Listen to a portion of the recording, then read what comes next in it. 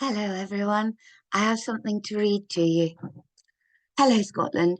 Did you know that we were one of the first countries to sign up to the United Nations 17 Sustainable Development Goals? We signed up in 2015, and we even have a Sustainable Development Network, the steering group of which has written an open letter to all Scottish Party leaders to bring forward a Wellbeing and Sustainable Development Scotland Bill during the next Parliament. There's similar legislation being pushed through in England and all over the Western world. The legislation would make it a statutory requirement for all public bodies and local authorities in Scotland to take full account of the short and long-term sustainable development impact of their decisions, both in Scotland and elsewhere, and in relation to each other, i.e., that local activities contribute to global impacts and global events impact on local communities' lives and livelihoods. Because we all want global events to impact on our local community, don't we? Now, the idea is that everything is to be global to local. Or do we? Do we really want to be committed as a nation to rolling out a global policy conceived by unelected bureaucrats funded by the wealthiest people in the world? And I ask that seriously.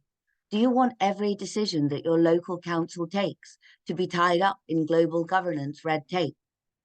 Or to put it another way, do you want to cede our national autonomy to a cartel of billionaires and bankers? Because that's what the Sustainable Development Goals amount to, an effort on the part of the wealthiest people in the world to effect a global governmental coup. Taken on their own, each of the Sustainable Development Goals seems more or less laudable, if a little facile. SDG 1 is to end poverty for all, while SDG 2 is to end hunger, because obviously the definition of poverty doesn't extend to not being hungry. Never before have we sought to reduce the complexity of making the world a better place into infantile statements of intent, like ensure healthy lives and promote well-being for all at all ages. That's SDG 3, by the way.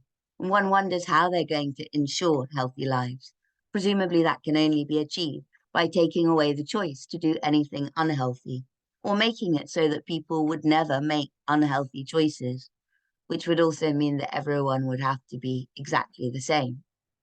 So the SDGs make a mockery of good intent, not in the least because the only real stumbling block to achieving any of these aims is that the people suggesting that we adhere to them are the ones hoarding all the resources. The people funding the UN could end all poverty by redistributing their own wealth, but they don't want to redistribute their own wealth. They want the wealth of the middle class to be redistributed so that everyone is equally poor. And then they want to make money by gambling on the degree to which we are able to maintain that equality of poverty. What do I mean by that? What I mean is that the degree to which your local council, and ultimately you, but let's start with your local council, stays in line with the stated aim of each SDG is going to be measured.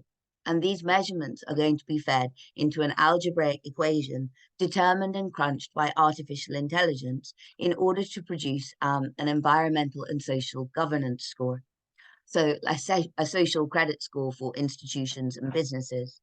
And these institutions and businesses, like, for instance, your local council, are going to be able to, or able or unable to secure funding or investment based on this calculation. Now, as you can imagine, for this to work, everything has to have a value. Literally, everything has to have a value. Otherwise, outcomes cannot be quantified. Everything also has to be monitored so that it can be measured. And this is what people mean when they say we're moving towards an economy where everything is going to be monetized, monitored, and measured. It's also what is meant by technocracy. The intent isn't just to stop at goods and services either.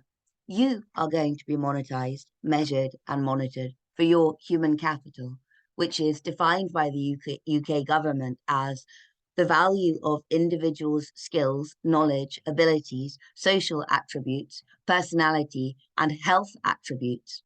These factors enable individuals to work and therefore produce something of economic value. I leave you with the end of that definition, which states that Those not seeking work, so presumably stay-at-home mothers, for instance, are assumed to have no human capital. So, completely worthless person that I am, I had better be off. Thank you so much for listening to me. I love you. I really appreciate it. Bye.